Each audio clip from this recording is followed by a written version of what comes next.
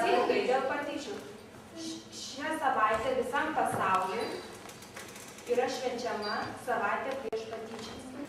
Tai ne tik renginys mūsų mokykloje, ne tik Lietuvoje, bet visame pasaulyje.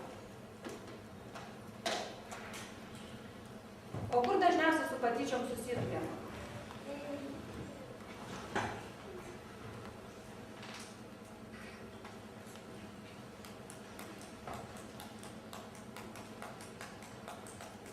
Nu kur dažniausiai, pavyzdžiui, kas yra patyčios? Tyčiojamas, skaudimas vienas kito. O kur tai atsitinka? Muštynės gali būti. Labai gerai, teisingai. O kur tai dažniausiai vyksta?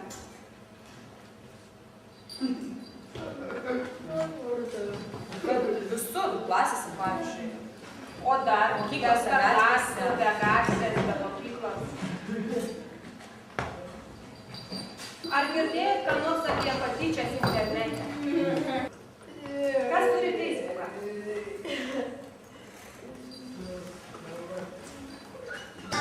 Ne tik fizinis, bet ir psichologinis ar socialinis statusas.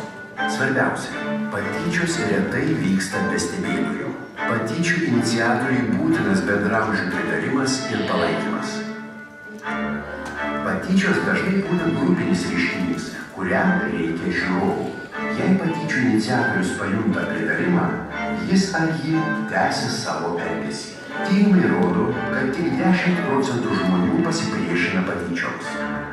Patyčių formos. Patyčios skirstomos į žodinės,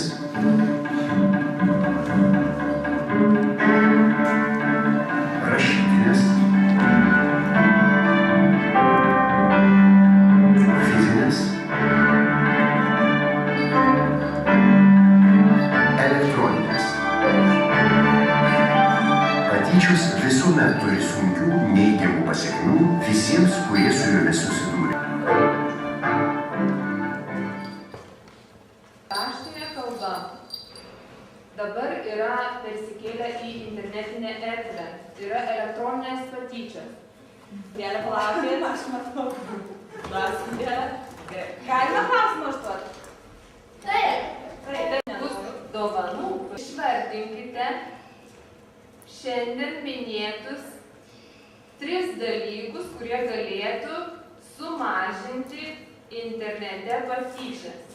Dalykai, kad aktyviai žiūrėjai, galvojai, o ne šiaip miegojai atsisėdęs. Tai už tai ir dovana tau. Prašom. Dar geriau išmokime kaip elgtis, duosim jums tokias atmintinės. Patyčias internete. Šie metai yra 11 metai. Kas turi Twitterį?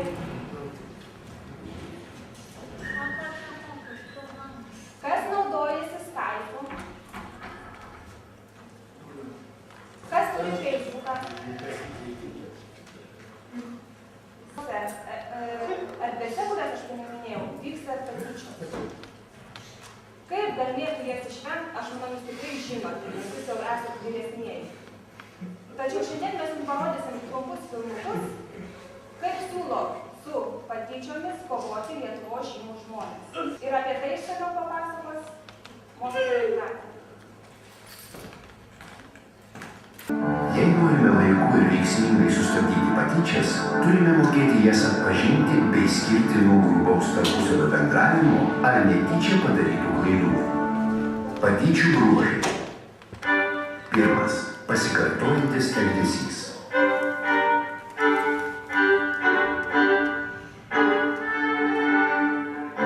2. Tyčinis žalos darymas, kurio tikslas sukelti kitam žmogui fizinį ar dvasinį skausmą. Jei patyčių iniciatorius pajunta pritarimą, jis ar ji tęsia savo elgesį. Tyrimai rodo, kad tik 10% žmonių pasipriešina patyčioms. Patyčių formos. Patyčios skirstomos duomenimis, tai yra visokiais PIN kodais, nuotraukom, gyvenamosiom vietom ir panašiai. Aš galiu jūs patikinti, kad kiekvieną iš mūsų galima per keletą minučių apibūdinti vien tik tai interneto pagalba. Kur jis leidžia laiką, su kuo, kada grįžta namo, kur poilsiauja ir panašiai. Už tai daug informacijos internete, suteikia ir tiem žmonėm, kurių kėslai nėra tokie geri kaip mūsų, tarkim, kurie saugo tą veiklą ir tą internetą. Už tai aš labai norėčiau, kad jūs prieš naudodamės internetu, siūsdami nuotraukas, pagalvotumėte, ar tai tikrai verta. Ačiū Jums labai, tik plojimai. Susirinko žmonės, kurie esame pakankamai protingi, įvaldę šiuolaikinės technologijas, bet žinot, kas yra, kad dabar pasaulis toks išmanus, kad tas šiuolaikinės technologijas įvaldę visi.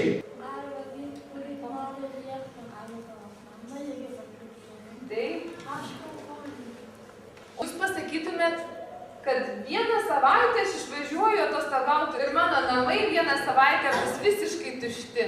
Aš galvoju taip. Nedėt per daug informacijos apie save ir nerašyt, kur mes einam, ką mes darom. O vėliau jų profilius priimant į darbus gali pažiūrėti ir darbdavys. Kažkurios firmos direktorius nenorės priimti tokio žmogaus, kuris vartoja alkoholį. Kaip galvojate? Rašytinė, sakei? Taip, kokia dar? Elektroninė, fizinė ir žodžiais arba gestais. Šaunuolė, Rūta, tai ką? Ateik čia, ateiksi tau dovanėlę. Šaunuolė, labai atidžiai žiūrėjai filmuką.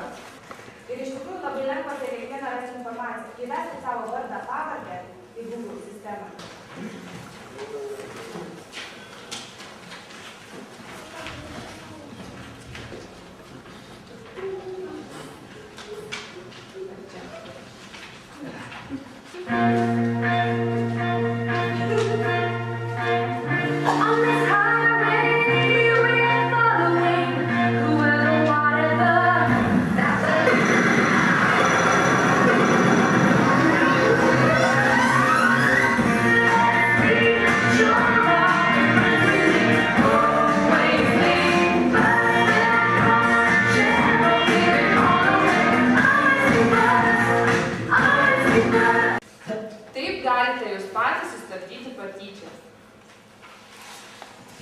O jeigu nepadės tie dalykai, jūs turėtumėte kreiptis arba į mokytojus, arba į tėvelius.